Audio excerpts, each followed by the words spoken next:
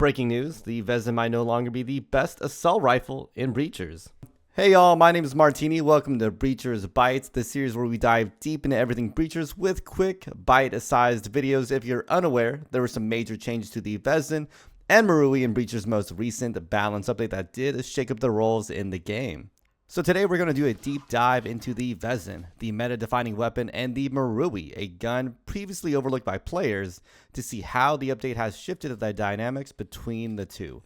Without further ado, let's break it all down, starting with some general changes affecting both guns. The biggest nerf, and arguably a meta-changing one, is that both guns now cost 3,200 credits. As we've recently seen in competitive play, this makes it very difficult to do hero buys in round 2, and makes it a lot more difficult to get those full team buys as often as previously done. Secondly, the reload time was also increased from 1 second to 1.5 seconds. So this does make pre-fire spamming a lot less common and requires players to be more mindful about the reloads. In terms of the specific changes to the guns, the Vezin received changes to its damage profile, one of them being the decrease in the damage fall-off range. So originally it was about 15 to 30 meters when that damage fall-off would start occurring, but now it is actually 10 to 20 meters, meaning that damage fall-off is going to occur 33% closer than it previously did, making it less effective at those mid to long range engagements. This does force players to stick closer to their targets for that optimal damage. On top of that, there was a slight reduction in overall damage, where previously the Vezin would output 26 damage to the body, and it would, eventually go down to 21 damage at its max damage range. Instead, it outputs 25 damage and decreases all the way down to 20 damage at its furthest range. Despite these nerfs, though, the Vezin does remain a strong weapon for players who can handle its limitations, but its dominance in the meta is undoubtedly challenged by these changes.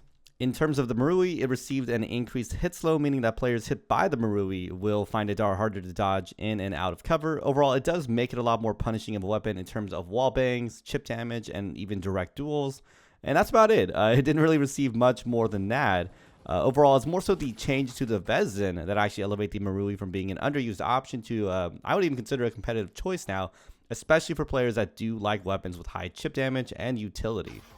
Now that we covered all the balance changes, let's do a deeper dive into the stats behind the guns. So these are the damage profiles for both of these guns. Generally, the Marui does more in terms of raw damage output, and it is more consistent because it does not have any damage fall-off range. Being able to provide that one-shot headshot potential at all ranges and always killing in 4 shots regardless if it's a limb or body shot. This makes it great for dealing solid chip damage over the course of a round, whereas the Vezin does have some variability in its shots to kill depending on if you are at that 11 meter or greater range. The biggest thing to note here is it does lose its one-shot headshot potential at 11 meters or further. However, this doesn't quite paint the full picture, so let's check out the rate of fire and the time to kill for both of these guns. This is where the Vezin excels. Its rate of fire is much higher than the Marui, which allows it to dominate in those closer 0 to 10 meter ranges, where it does have a TTK of 381 millisecond. However, as you can see, while it does kill faster in those closer ranges, it does drop off after the 10 meter mark. This is where the Marui is consistent. 444 millisecond TTK is now faster, and that's on top of the fact that it still delivers those one-shot headshot kills. So moving on, let's see these damage profiles at various ranges.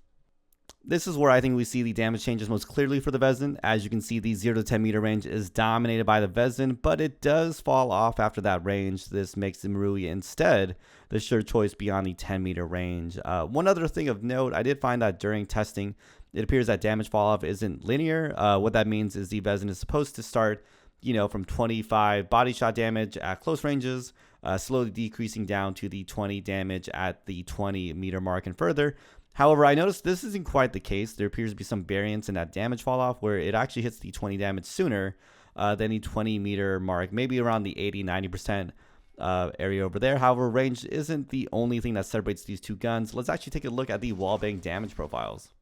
This is where the Marui really outperforms the Vezin, with the Wallbang limb shot taken from a Marui doing as much damage as a Wallbang body shot from the Vezin, as we can see here with that 19 to 17.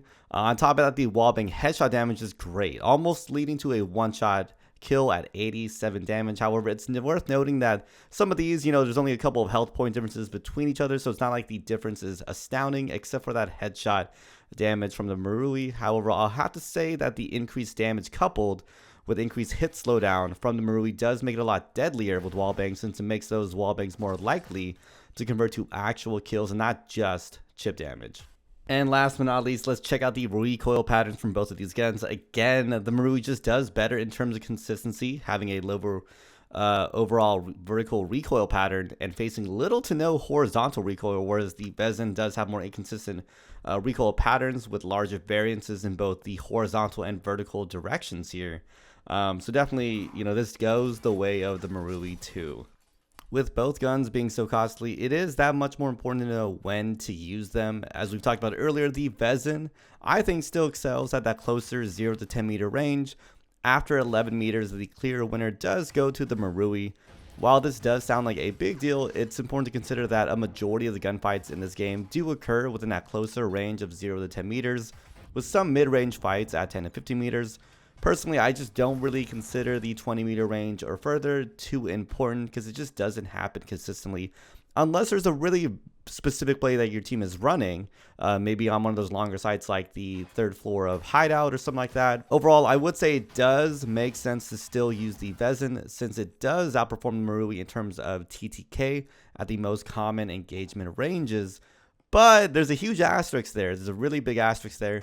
I do believe the changes done in terms of the Vezin balancing and the Marui getting the increased hit slowdown, it does bring the Marui to parity with the Vezin, even at closer ranges. This is due to the Marui's higher and consistent damage output, increased dueling potential with better hit slowdown, and a more reliable recoil pattern. Overall, I think this balance update has done a great job at reshaping the roles of both the Vezin and the Marui. For breachers, the Vezin, while still powerful in the right hands, it does have clear trade-offs than before, where it used to be the clear choice at almost every single range. On the other hand, the Marui has now stepped out of the shadows, offering players a reliable choice with its enhanced hit slowdown and consistent overall performance.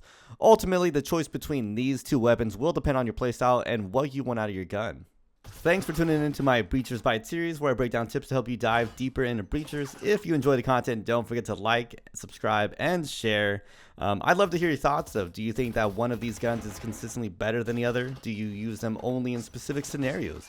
Are you thinking of switching from the gun you originally used? And is there anything I missed? Drop your thoughts in the comments and let me know what you'd like to see in future episodes of Breachers Bites. My name is Martini. Thanks for watching and have an awesome day.